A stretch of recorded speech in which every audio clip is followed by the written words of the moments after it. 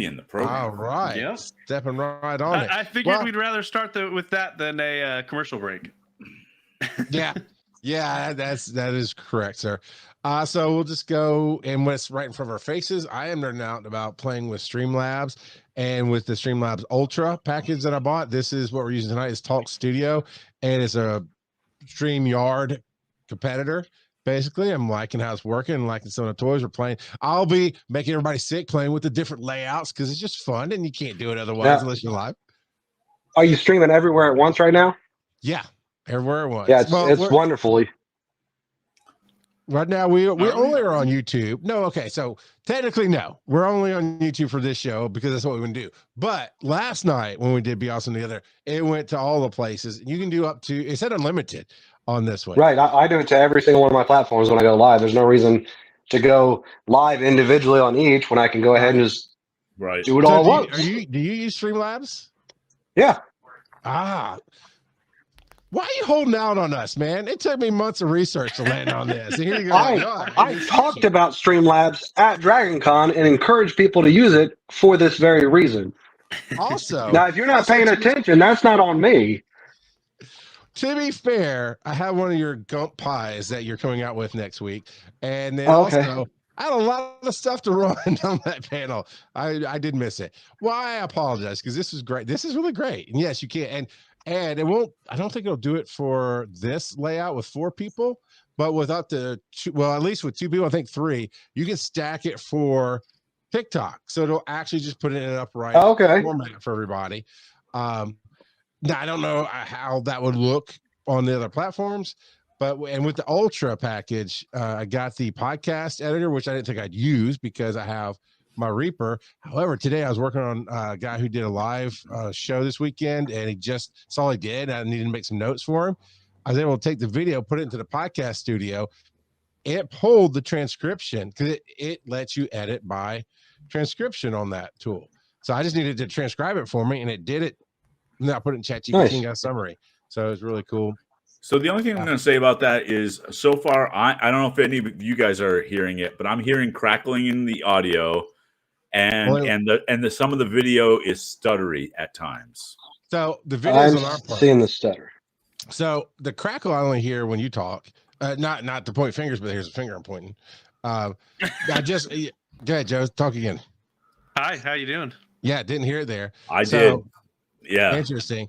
But I do say the video goes out perfectly. It's kind of like Zencaster, where I think on the back side it gets all a little grainy every once in a while or stutters. So there's a buffer period or so.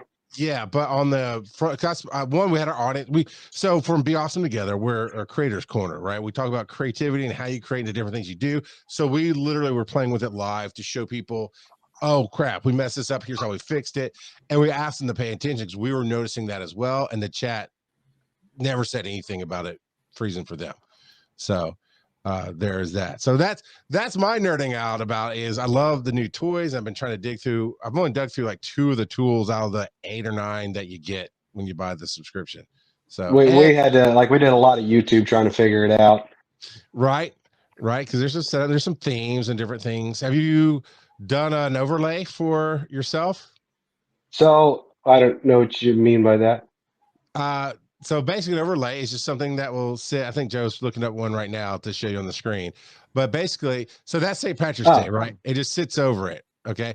But you can make one that would have your Stoner Gump animated face, your rocket ship in the other corner if you wanted to. Generally what we do is I've got a green screen behind me. It's a little portable green screen. And so I cut myself out. I'm in the top corner. Usually I'm doing gaming. And then there's rocket ships that fly around the little chat menu and whatnot. Nice. But now it doesn't show me an option to switch back to the other one. Apparently it did for you. Oh, hit discard. I got it. I just turned it off. It's fine. Yeah, you have to scroll down. There's a lot of scrolling in the Talk Studio. So, man, there's so many cool things you can do and the overlays. And I like the little rocket ships flying around. That's really nifty, man. All right. Well, that's mine. Speaking of new setups, because this was new for me, Stoner Gump, you said you're nerding out about your wifey's new computer setup. Yeah. So one night she had just randomly said that, if she had a setup, she'd play with us. And so the next day, me and the 18-year-old, we went to Best Buy to make sure it happened. And so, yeah, now we're doing a bunch of different family party games and like different roguelite setups that have a lot of player options to it. That's currently what everybody else is doing. So if you hear some random noise, I told them, let's not be yelling out weird stuff that's going to make questions be asked. But so I came to the living room. I sent my 9-year-old to go. He's on my computer right now playing with them because he wasn't here on the Xbox. This way I had a room. It's what you got to do when you got 4 kids in a house that doesn't have a studio. You just do what you go where do. you can. Yeah. That's why most of my videos are recorded in my front yard. I get it. What kind of party games? Just ones that have mass multiplayer, usually hectic with some roguelite elements. That way each game that we do is different. All right. I think tonight we're going to do Cross the Obelisk. Try run on that, which that's like a deck building roguelite. Cool. That sounds fun. I hadn't heard of that one. That's a good one. It's fun. You want to piss some people off, play Overcooked 2. That will straight. That one ticks me off. I can't do it. It's too hectic. Right? It's too crazy. I can't handle that. It's too much. It is a lot. Joe, are you back into the books? Or are you now watching season whatever of Wheel of Time? It's a red herring. This is actually an anime that has nothing to do with the book series. I finished the Wheel of Time books. So there's 14 books plus a prequel, and I finished them. I finished the last 6 of them on audiobook, 6 or 7. They're great on Audible. Oh yeah. The last book was 42 hours audiobook. One chapter, the biggest chapter, one chapter by itself was 9 hours. Oh, a 9-hour chapter and it's great. Oh yeah, and it's constantly switching perspectives because it's in the middle of a battle, like a huge battle, and so it keeps switching perspectives to various characters so you can see where they're at in the battle. And it's just a huge chapter full of mayhem and carnage and heroic deeds, and it ended quite well. I am happy with Brandon Sanderson's final trilogy. Excellent. Coming into it having 12 books already written and he's there to finish it up. I think he did an outstanding job.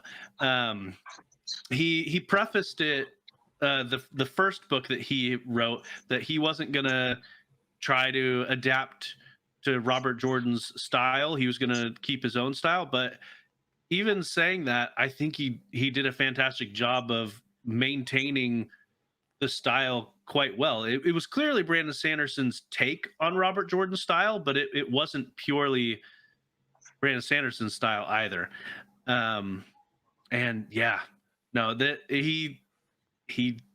knocked it out of the park.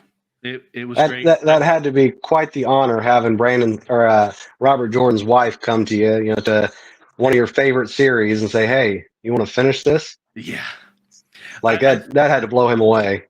I think my only gripe is that we didn't have more of an epilogue with maybe even a time skip. I think that's my only gripe, and that's relatively minor. So, well, there was a lot less blue vases in China and whatnot too. He does a great job of the story building, like Robert Jordan does. He just adds a little more humor to it, I think, is like the big difference in his books. Yeah. Robert Jordan, there's a part in that series where Rand is going down the bad road, and it's like a couple, like 7 and 8. It's just they're dark books. Yeah. Like I get home after work where I listen to it for 8 hours, and I'd be pissed off when I got home because I was just listening to this pissed off guy all day long. Yeah. A lot of people refer to, I think it's 7, 8, and 9, where they refer to it as the slog, because the characters don't do a ton. There's a lot of world building and a lot of teen angst. And so that I actually started and stopped 4 or 5, maybe 6 different times while I was in those 3 books, because those 3 books are rough there to get through. But yeah, no, it was a fantastic ride through and through. So now you're going to go into the Way of Kings next. I'm pretty sure I requested that on Libby to check out. So that's wonderful. That's Brandon Sanderson's like baby. Yeah. It's not done, which is annoying because I've gotten to the end of the series like 3 or 4 times. Each time he comes out with a new book, I do it again.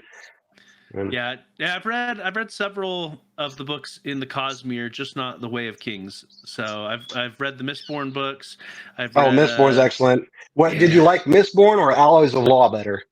I got to go with Alloys of Law, to be honest. It was so funny. I loved it. The characters cracked me up. Like I'd actually be laughing out loud at work. Wayne was great. Oh yeah, wonderful. And then his relationship with the shapeshifter and is great. Yep. Yeah. So fantastic. You guys got to broaden your horizon so you know what we're talking about. I know what you're talking about. I just haven't read any of it. They're wonderful. And there's a lot to read. A lot. But yeah. I like the original Mistborn for what it was and setting up the world, but it's set up Alloys of Law really well. Yeah. The humor in Alloys of Law was just stellar. So now the next part of that series is out. I haven't actually gone through that one yet. Have you done that one? There's a follow-up. There's the next one where the guy does the thing. Exactly. Oh, really, he's wearing the pants, has the smile. No, I'll have to look into that. I've read the 4 Alloy of Law books, but I haven't gone past that. Yeah, apparently the next part of the series. So there was the first 3 and. Okay. Yeah, I'll have to look into that. Yeah, good stuff. Stoner Gump, when do you sleep between running your own business, making all your media, spending all great time with your family, and now you're reading? Here's the secret, man. So in all my videos, I got red eyes and they're squinty. It's not always because I'm elevated. A lot of the times, I'm just tired. Well, I mean, you fill your time with very productive things. I was like, holy crap, you read this series and that series? Well, anymore, I don't have time to read, but I am constantly listening to books, like throughout, whether I'm driving to the post office, packaging books, whatever. It calms the ADH down. I can kind of focus on what I'm doing, listen to the stories in my head. Joe, that's a question of the week that we should do coming up later, is if you have to choose, how do you choose between audiobooks and podcasts? Because I listen to podcasts, love audiobooks. If I listen to my audiobook, I'm falling behind on my podcast. And there's a thing in my brain that says, don't fall behind. But we can talk about that. I'm right there with you. But yes, that is a great topic. I just need to take some road trips. Yeah. I guess I need to explore podcasts. This is the only podcast I've ever listened to. So I guess. Well, he only listened to that one episode right before this one, right before he came on. Look, I'll take Stoner Gump approved any day. Give me get your own seal of approval. And we'll put it on here. I do have kind of a tangential question though for you, Stoner, and that is, do you pre-record your video? If you're going live, you're going live. But do you pre-record your videos and schedule them to go out through something like Buffer or some other service? Oh no, it's like there's one I cut together before, now that will be posted right after I get off here. Okay. Yeah. I pretty much I've got a lot of stuff that is recorded. It's not so much the recording of it, because I've got my glasses on. I record stuff all the time, but it's then taking the time to sit down and edit it into a video that's actually going to be worth watching. That's going to hold attention. Yeah. Because everything I say is not great. I'll have a 20-minute video that gets edited down to 2 minutes. There's a lot. That's dumb. You're going through getting rid of a lot of bad and just trying to keep the key moments. Yep. Yeah, I have no patience for that. I record, I post, and just it's all yeah. whatever I have it is. no ego for that because every time I go to cut, I'm like, but that was really good. What I said was really good. I can't cut that. But I love your style. Like you obviously you can tell you cut it, but it keeps your attention. It hits the point. I know that you've Well, and probably said there's reasons for it too. When you're cutting a video and changing a viewpoint, our brains, the way everything is done to us nowadays, our attention span is short. Like if you watch a kids program, it's every 3 to 5 seconds. It's changing. It's for a reason. Attention spans are short, and so if you're at least moving that viewpoint, around the yard, around the topic of conversation, changing up the voice a little bit, you got to keep the brain interested. That's why you put the captions above your head. It gives them something else to look at. Like I hate that. if you don't have it, I feel like you lose them quicker. That's why I said I hate that attention span, that 10-second spin. I've sat next to my wife, my video come up, I'll say 5 words, she'll hit like and scroll on. I'm like, you don't even give me the 10 seconds that gets me credit on TikTok for really getting some views. What are you doing here? You're killing me. So I started putting in some of my videos. Now that the wife scrolled on and she caught it one time, now she watches for it. So Kurt, what are you nerding out about? Yeah, so this is kind of a cheap one, but there's an old-timey movie called The Incident, which is from 1967, Martin Sheen's first feature presentation with him, a young Beau Bridges, Brock Peters, Ed McMahon. Like it's like this cavalcade of a dozen actors, that a lot of which you've seen. And I'm nerding out about it because I'm going to be on Wait You Haven't Seen with TV's Travis on Sunday night. Yeah, discussing that movie. So, but it's one of my favorite movies. I'm a sucker for bottle episodes on TV or just that kind of a movie. My favorite movie of all time, I think we've talked about, is 12 Angry Men. It's all one room, just those guys, and this is literally one subway car, just the cast. And it's about 2 people who terrorize the subway car, and that's it. That's kind of it. But it goes into a lot of character development, a lot of digging into the psychology behind everybody, not just the attackers. And it's fascinating. In 1967. So yeah, it's a very cool movie. And so we're going to be talking about that on Sunday night. Stoner Gump, are you a movie watcher? Oh yes. All right. If you I love movies. If you'd like to be on a show like that, I'll make the introduction because I think you and Travis would have a lot of fun. You might have met Travis. He's tall like me, but he's built like Slender Man, and his beard went to his chest. So I don't know. And he wore a fedora. I don't know. He wore a fedora the whole time or something. He's built like Slender Man now. He lost a lot of weight. Does he have like a sports? No, that was somebody else that had a sports podcast. No. No, his is all nerd podcasts. But yeah. But he does Wait You Haven't Seen, and it's a movie that at least one of you hadn't seen. You, the guest, or him, the host, and then you discuss what you bring to the table. It's a lot of fun. Yep. It's a lot of fun. So you discussed the movie without one of you seeing it? Well, no, you hadn't seen it, but you watched it specifically for that episode. Like, okay. You're introduced to it. Yeah. So like the last episode I did with him, we went over the Maltese Falcon because I had never seen it before. I don't think he had ever seen it before, but so many it's a famous movie, obviously, but so many tropes that we don't even think about came from that movie. And you notice it when the Maltese Falcon. Haven't seen it. Yeah. Okay. It's awesome. I guess I don't want to hear the scene. Yeah. Maltese Falcon. Okay. Yep. It's Humphrey Bogart as a noir private eye, and it's kind of where the noir private eye stuff came from. It's very cool.